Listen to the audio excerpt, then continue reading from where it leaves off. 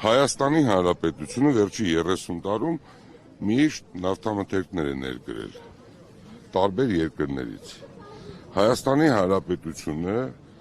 միայն տրանսպորտային միջոցների համար բավականին մեծ տարբեր ժամանակներ, թե ինչ կարգի տրանսպորտային միջոցները փակ են եղել դեպի Հայաստանի Հանրապետություն, ինչ կարգի գումարներ է վճարվել։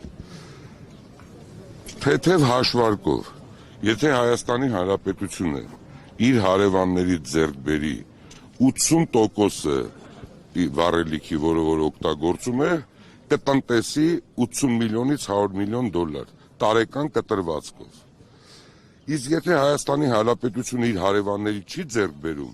հարևանները 10,000 անգամ ավել վաճառում են աշխարհի տարբեր երկրներին եւ իրենք միշտ այդ գումարը ստանում են։ Իսկ եթե ուզում եք, որպեսզի Հայաստանի Հանրապետությունը տնտեսի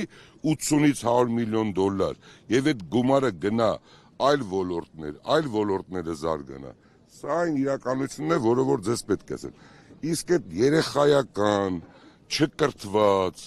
չգիտեմ որտեղից ի հայտ եկած, որ ասում են $100,000 գնաց զենքի, նախ զենքը ուրիշ ձև են արտադրում, էկոնոմիկան ուրիշ տրամաբանություն, եթե ուզում ես տնտեսություն զարգացնել, պետք է դրա համար խելք ունենաս։ Հիմա պատահական խելք ունեցողներին լավ ճանաչում եմ, իսկ ֆունդամենտալ, խորքային խելք ունեցողներին էլ եմ ճանաչում, այսքանը։